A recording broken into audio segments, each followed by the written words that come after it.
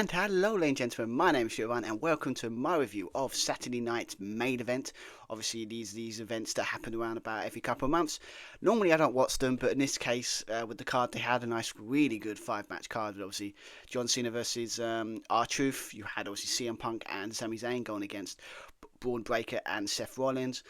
You had the US title on the line with Women's US title with Zelina Vega defending the title against the former champion Chelsea Green, and obviously we had steel cage match between Damian Priest and Drew McIntyre. So it was a very big card. It was really like kind of card you expect after WrestleMania. So I kind of thought, yeah, let's give it a watch. So if you want to make sure you're not missing more wrestling reviews by yours truly, please like and subscribe.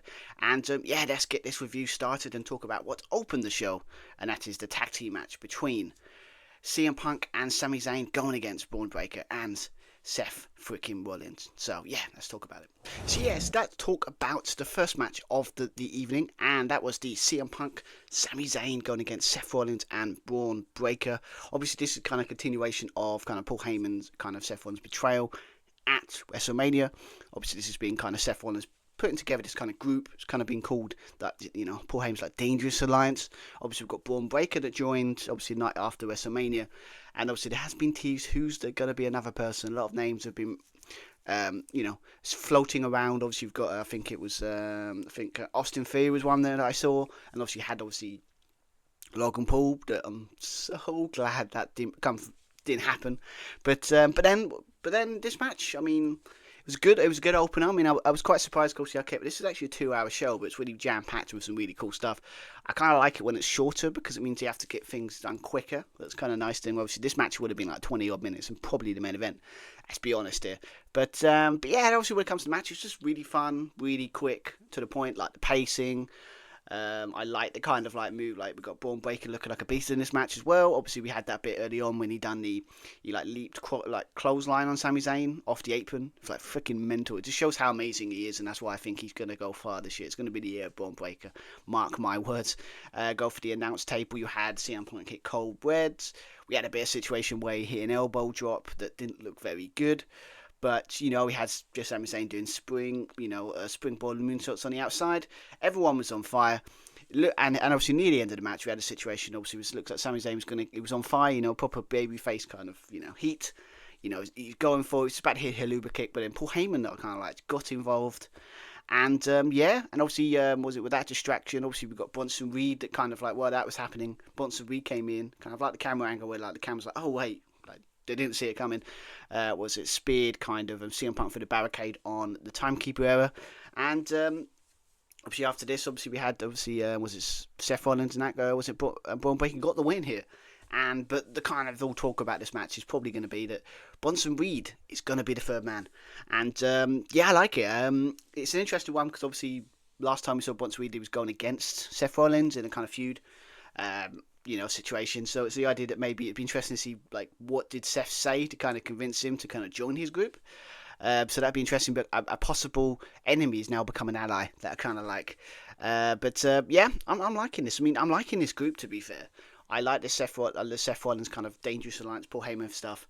I kind of like the idea that they kind of are involved in the world title scene. Cause obviously they were kind of teasing. It was surprising they didn't go for like CM Punk earlier, but the kind of teasing that we were all surprised that he's not going for the world title when obviously did in that match against Jey. I think there's going to be some correlations between the CM Punk, you know, CM Punk, Jey Uso and all that kind of stuff going on here. Because the problem is that world title was like, yes, it's on Jey, and it's a great moment for him, but the problem is again, it's like he's still kind of doing what he did with Gunther, where it's like, he's the world champion, but no one's really talking about it. They're talking about Seth Rollins, CM Punk, the other guys. Secondary title. And it always has been, but when it's the main world title on the card, kind of have to book it. So at some point I see Jey losing that title to someone, probably Seth Rollins himself, and it'd be a situation of, or maybe Seth Rollins might win the Money in the Bank and cash in. Might be a thing. Just putting it out there. But yeah, I think that it's good. I like this group. I like where this is going. I look forward to seeing, obviously, we're calling this the night on Monday, so that means that, you know, we'll obviously find out on Raw when this obviously, it won't be on before it comes out. So it'll be interesting to see what happens. But yeah, I really do like this match. I would like this storyline. I'm really intrigued to see where it goes. But yeah, so Bronson Reed is the third man, so can't wait to see what happens there. So yeah, so let's now talk about the next match, the first championship match on the card. Obviously, the WWE Women's United States Championship, Zelina Vega going against former champion Chelsea Green. So yeah, let's talk about it. So next on the card was the WWE Women's United States Championship match. Zelina Vega had just recently won the title off Chelsea Green, going against the former champion Chelsea Green, in an interesting kind of like really short kind of match. Obviously, it was just tagged along, I think, this week, so it wasn't exactly like it's been big build, but it didn't announce it until this week. Before the card, so it wasn't on the card until it was, basically. But yeah, I mean, this is obviously, was it Zelina Vega has that 4-0 against Chelsea Green. She's got a good record against her, and she just won the title, so you were never going in thinking Chelsea Green was going to win this match. And but yeah, I mean, it was an okay match. I mean, obviously, like the pacing's really good. Again, it was like they utilised the time quite well. Obviously, had that really cool thing with Chelsea Green early on, hitting the kind of power bomb off the apron, like kind of like, you know, Zelina Vega was on the apron and she power bombed onto the floor. That was really cool. But this kind of match is going to be kind of remembered for that kind of botch by Zelina Vega. I think she tried to hit that 619 because obviously Rey Mysterio is a kind of, you know, mentor and kind of hero. But she got tangled up in the ropes, and I think she basically kicked Chelsea Green slap bang in the nose, right in the kisser, and obviously she was bleeding heavily. And yeah, it's kind of the ending where kind of after that the momentum went a little bit. Obviously, she went to the what was it? Liz Vega probably go to top, probably trying to hit a frog splash or something, and obviously the Chelsea Green's goons, kind of the service, kind of got involved, and yeah, I mean, and to be fair, in a really cool way. Obviously, Chelsea Green didn't take advantage of that, and obviously, listening very hitting a lovely cold red. A lot of people hitting cold reds in this card, hitting a cold red from the top rope to get the win, and yeah, successfully defend her title. But yeah, I mean, it was a fine match, I think, but unfortunately, that botch is gonna probably be remembered for. Also, you said at the end where Chelsea Green's like, you know, nose is bleeding. I mean, gotta be honest, Chelsea Green, we love Chelsea Green. The idea that basically like she's taken that US title, and it's like perfect choice for the first one because she's made that title really important. And yeah, I can't wait to see her. I hope that at some point she gets, like, if we're going to be bold here, I think she should probably be in the Women's Money in the Bank, and I would personally put her winning it. Purely for the fact that obviously she's damn well entertaining, so I like the idea of her having that briefcase. She would make that briefcase important, as she made that Women's United States Championship important. And I love the idea of, and she's kind of character that would cash in with no remorse. So I would like that. So I would put Chelsea Green to win it personally, but that's just an opinion. But yeah, so it's a good match here. I think it's again because of the short run time. I kind of like the idea of that. You know, that they could just like not this like kind of overbooking. Just keep it simple. You know, short amount of time, so you've got to basically get to the point. And yeah, this match definitely, you know, benefited from that kind of mindset. So yeah, but obviously Chelsea Green, she's going to go for it again, or is she going to be? Are they all going to be thrust into the kind of women's Money in the Bank stuff? That's probably going to happen. So yeah, interesting to see what happens. But yeah, Zelina Vega looking good. She's definitely improved over the years. And obviously, except for that botch, she was looking really good in the ring. So I'm intrigued to see where her title reign goes. But yeah, so obviously that was obviously up next. We've got the kind of big kind of match in a way that normally would play main event, but they've put it middle of the card. Obviously, we've got John Cena, the WWE champion, going against R-Truth, not for the title, but yeah, this is interesting feud that kind of a lot of people have been asking ever since Turn Heel, because obviously R-Truth is his biggest fan. So it kind of, if you want to get people to hate John Cena, that's one way of doing it. But let's talk about that very short match. Let's talk about it. Let's talk about John Cena versus R-Truth. I kind of like how this story was kind of set up, for fact, after Backlash. Obviously, R-Truth was trying to bring the old John Cena back, because obviously he's biggest fan since he was a kid. We all know that's not true, because obviously I think he's older than John, so it's like, it doesn't make any sense. But I kind of like it because, you know, R-Truth is absolutely hilarious, and he's freaking on a roll right now, and I kind of like it. But yeah, I mean, obviously it all started because obviously that press conference, he said he couldn't wrestle, and John Cena took exception to that, AA'd him through the table on the press conference after Backlash, and kind of set up a match. At first, I thought this was a WWE Championship match, but obviously I realised that cause that's what I thought it was, because obviously it would make sense, wouldn't it? Like, but like, no, it's just a normal singles match, no title on the line, nothing like that. And what I love about this match is the idea that R-Truth, you could sit there and say this is probably John Cena's best match since he's turned heel, because obviously Cody Rhodes one looks like the ending kind of messed up. Obviously Randy Orton kind of the same thing.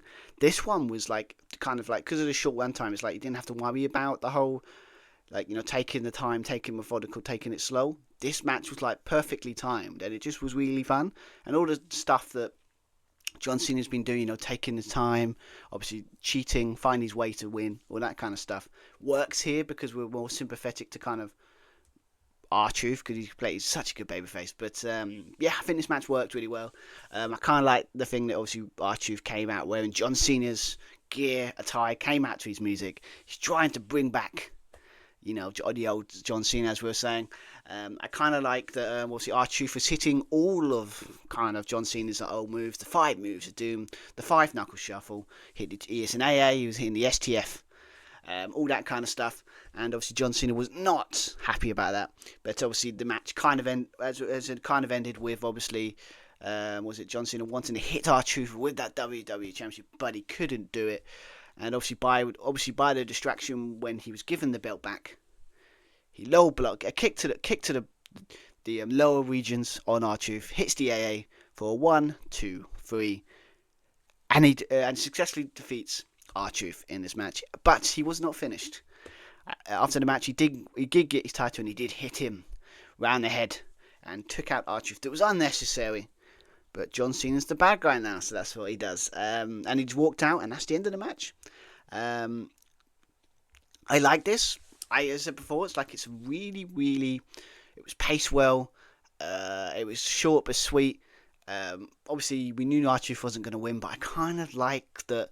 Like, just more sympathetic to R-Truth. It's kind of match that it probably should have done earlier, because then it would have make people hate John Cena more. I just don't think people are ever going to boo him like, you know, nuclear heat that we're going to get, because we kind of respect John. And obviously, again, as I've said 1,000 times, the reason why he's not there. So it's always going to be a situation. It does have that kind of doesn't feel right. It just feels like he just one day just turned. Where there's always got to be a fuel to the fire type situation. Said it 1,000 times. That's why, you know, I don't know. I like it in a way, but I don't think it hits as much as it should. But yeah, I like it. Obviously we had after this match with the kind of tease of like he was talking to Jey Uso, saying it wouldn't be like interesting if a YouTuber won the world title. Wouldn't that be ruined wrestling? That I kind of like at the end of that, and I'm like, oh, okay, I like this.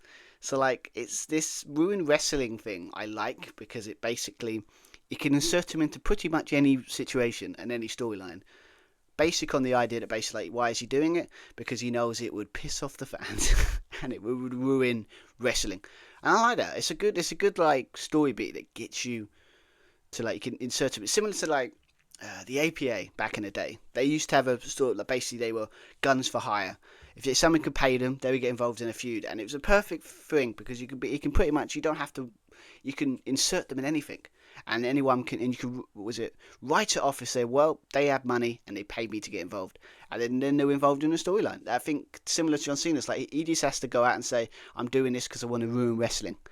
Like, he can get involved in any kind of a storyline. If he just says, well, I know it's going to annoy fans a lot and ruin their day, so I'm going to get involved in this storyline. I like that. I like this situation. So, but yeah, obviously, we'll talk about more of that in the main event with Jey Uso and, Logan Paul. But I like this match. It done its job, and you could say it could be John Cena's best match he's done since he's turned heel. I mean, just it's an opinion, but yeah, I think it's one of the most fun I've had since he's turned heel anyway. But yeah, let's talk about the big grudge match in the cage match. Damian Priest, Drew McIntyre inside a steel cage.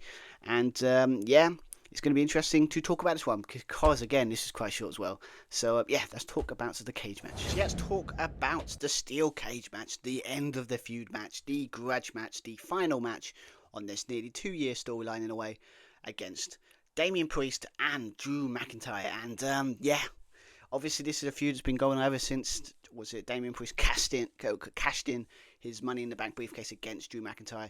Not this WrestleMania, but last WrestleMania, and won the world title off him. Ever since then, he's been a thorn in his side, keeps getting involved in his business, and he wants to finally get the win here. And also, an interesting fact about this match is obviously Drew McIntyre's 3-0. I think they said it in the commentary in steel cage matches. And yeah, it's really. I was kind of like, I like Drew McIntyre's character. I'm still on the fence about was it Damian Priest. I'm still trying to figure out like I like he's got a good aesthetic. He looks great. His music's really cool. I don't know. I think it's more.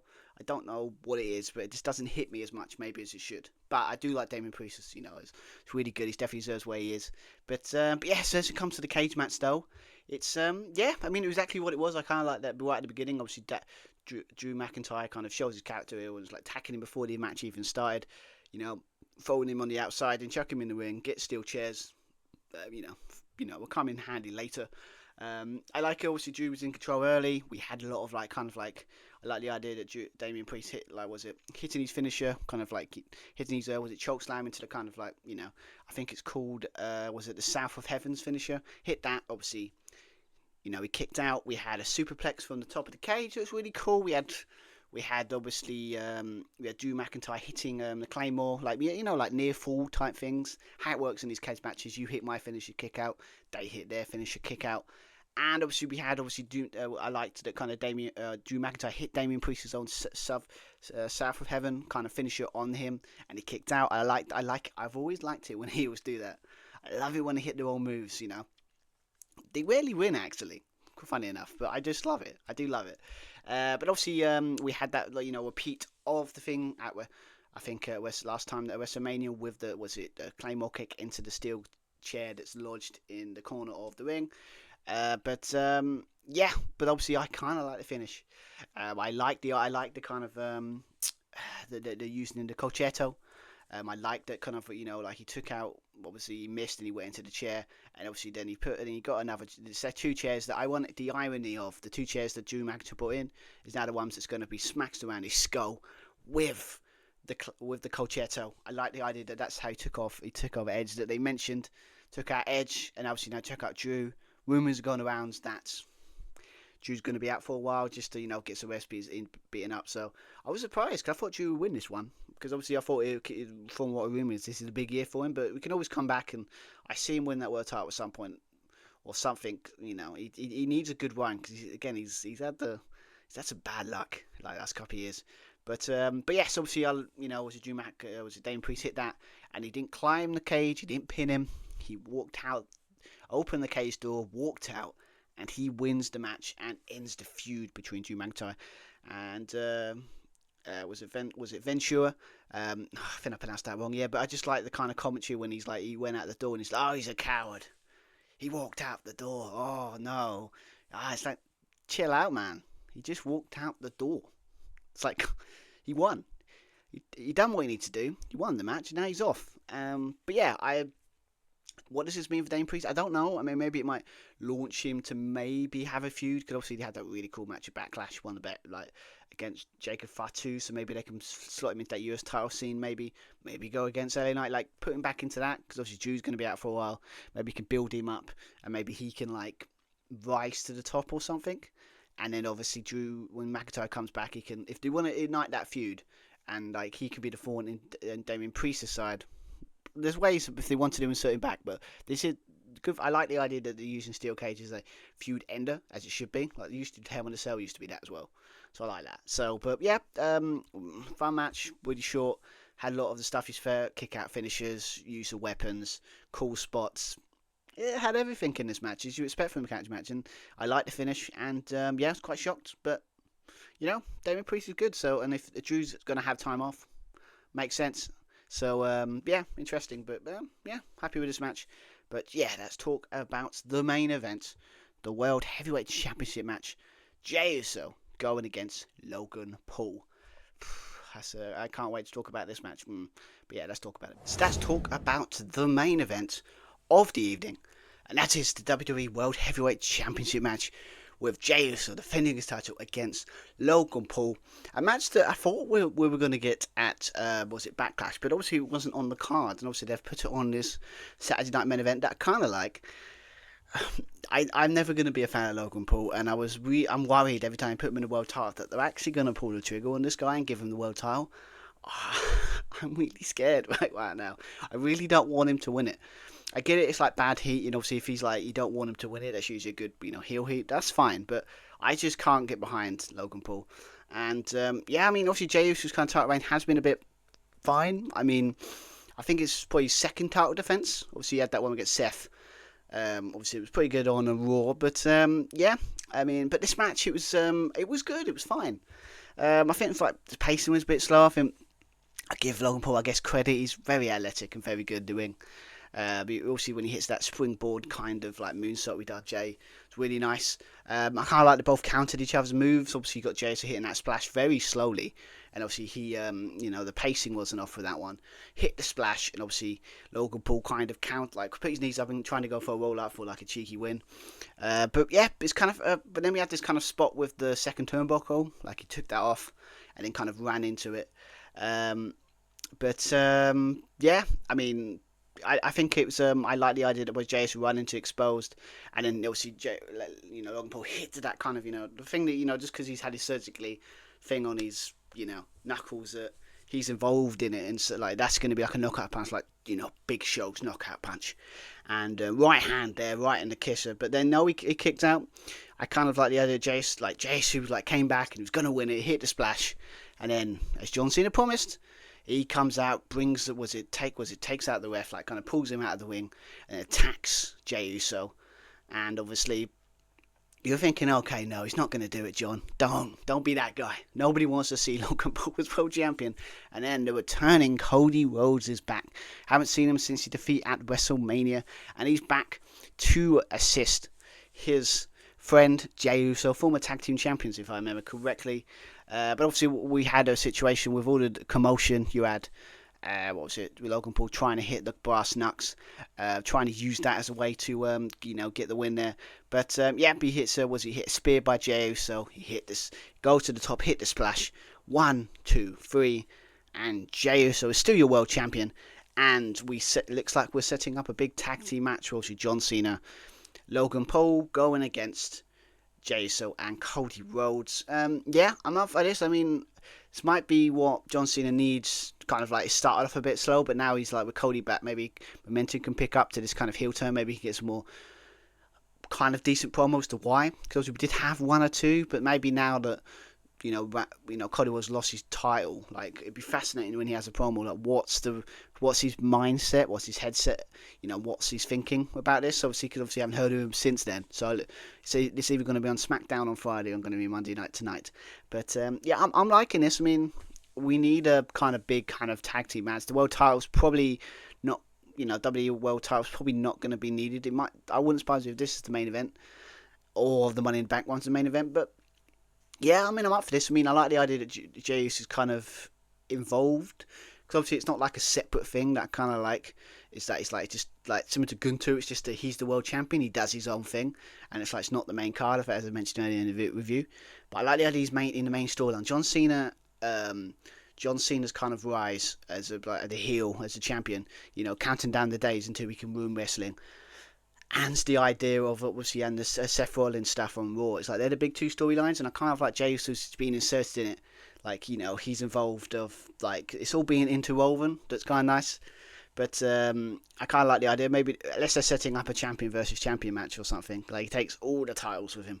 I don't know, but yeah, I'm liking this. I'm excited to see where Cody Rhodes is going to. See what where the story's going to go here. But yeah, it's an exciting end to a pretty solid show, to be honest. I mean, it's a good ending, had some cool moments. I like this John Cena kind of like, as I said before, kind of insert like this because he wants to ruin wrestling. He's inserting himself in anything really. It's like it's and just say, well, I'm doing it because I want to annoy the fans and ruin wrestling. But yeah, so a good way to end the show. So yeah, that's wrap this review up. That's go and put my final thoughts on the whole show, and yeah, that's let's talk about my final thoughts. So Saturday night main event. What are my thoughts? What are my final thoughts? Did I enjoy this show? And the short answer is yes, I did. I really did enjoy this show. It had a lot of, I think it's like, because it's not like a 3 or 4 hour, 3.5 hour, 3 hour show. It was like old school kind of takeovers, kind of 2 hours, straight to the point, and kind of like, I like that. I think it's probably because you get tired of watching what's like 4 or 5 hours worth of like kind of wrestling these days. It's nice to just pop on an event. It's 2 hours, get it done, watch it, watch some good wrestling, good story beats, good stuff, and just be happy. And that's sometimes what we need. That's why we all liked NXT back in the day. It was 2 hours of just bliss. It was great. But as a show as a whole, it's like, yeah, the opener was great. I like CM Punk. Was it Sami Zayn, Seth Rollins, Braun Breaker? I like the kind of tease and the kind of what we found out. Obviously, Bronson Reed is now the third man. I'm intrigued to see where that goes. Obviously, we talk about obviously the United States Championship match. It was good. It was short, but obviously that botch kind of stopped momentum a little bit. But I still liked it. Kind of like Zelina Vega's looking good, and I'm intrigued to see where she's going to go in her title reign. So where Chelsea Green is, I'm still putting her for Money in the Bank. I've got to be honest. But yes, and obviously R-Truth, John Cena, fun match. I think it's John Cena's best match he's had since he's obviously turned heel. Obviously I like that. R-Truth was kind of doing the 5 moves of doom, trying to bring the good, not the old John Cena back like the old Stone Cold. But I think it was like, I like the ending. It's worked. I think it's best match he's done.